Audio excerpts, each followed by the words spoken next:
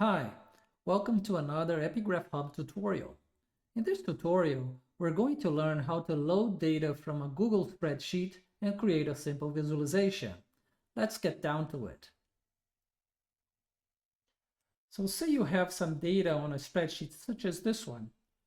It can be any kind of spreadsheet. This one has a ton of columns, as you can see. It has some columns with missing data. That's not an issue. Just make sure you don't mix types of data in the same column, like dates with text. Just make sure the columns have the same kinds of data, of information in it. So the first step in order to get this data over to EpiGraphHub so that we can work with it and create a nice visualization is just publishing this spreadsheet. How can we do that? Well, first step is to click on this share button here on the left. And when you click on it, you have many options of how you want to share it.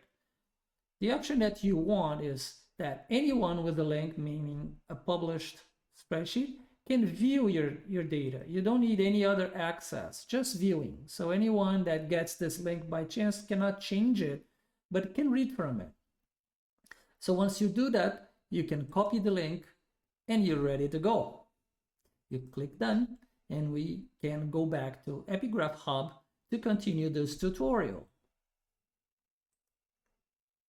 So now that we're back at EpiGraphHub, we go into SQL Editor under the SQL Lab menu by clicking right here. So that will take us to an editor for SQL where we can write our query. We'll just select a new window.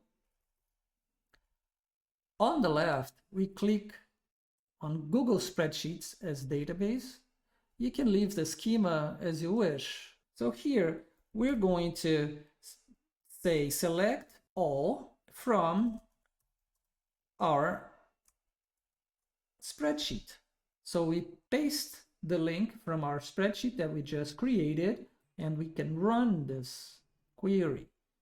So when we run this, EpiGraphHub will contact Google Spreadsheets and bring in the data that we just shared.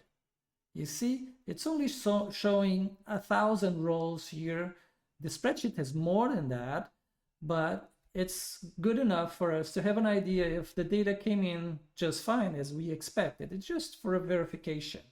Of course, you can do more than this. Once you have the data here, you can download it, you can copy it, but that's subject for another occasion. Now we want to explore this. So if you want to explore this and create a visualization, we can create the Explore button, like I just did. And when you click it, you are prompted to say, save as new or override existing data set.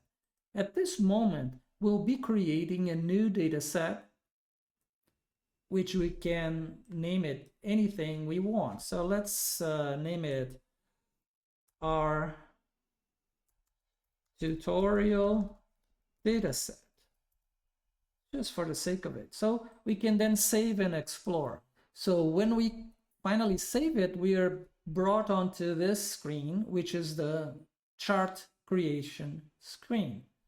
And by default, EpiGraphHub creates a table visualization of our dataset. What the table visualization does is showing every single column of your dataset with a little bar chart along the columns showing how big is each value when compared to the set of values in that column. It's somewhat useful visualization if you just want to check numbers, but that's not what we're going to do today. What we're going to do is to create an area chart with this data. So let's go here in all charts and write area.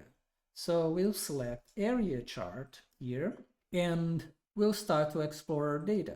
You notice that in the left panel here, you can see all the columns that in our spreadsheet, now a database table in EpiGraphHub. And so that you can also check that those variables are datetime variables. That means that they contain date information, or perhaps a combination of date and time. In this case, it's just date. And then you have like some that EpiGraphHub couldn't figure out, which puts a question mark in here, some which are textual fields, and so on and so forth. This pound sign means that it's a numeric column. But enough of that. What we want to do right now is to create a time series of this data set, which is a data set for the number of cases of hantavirus in Brazil in 2011. So it's already set up by default. And then all we have to do now is to find a metric column. Right here, we could do like our metric. We just want to know how many of lines we have by day. So we just do it a simple count the lines like this. And then we can run our query, and voila, we get an area chart with the number of hantavirus cases by day, where they've been notified. If I wanted to do, say, for week by week, counting by week, I could just change the time grain here on the left and run the query again, and EpiGraphHub will just aggregate this by week, giving you a slightly different chart. Let's say now we want to do some grouping in this data. We just want to see how many men and how many women catch hantavirus. Maybe it's there's some difference in the risk of catching it by sex. So let's select in the group by box, we select sex, and we run our query again. And there you go. Apparently males have more chance to catch hantavirus than females. We just accomplished a very nice visualization.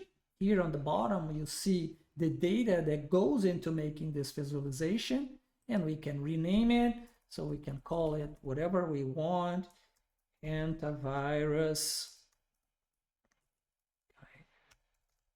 We can also save this chart. I'm not going to save it because I've already saved this in the past, so I don't want to keep this.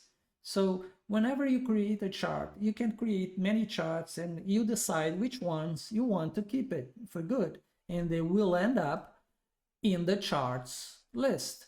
See, I had already created one that's here, which is pretty much the same one that we just saw, which I had named hantavirus by sex. So that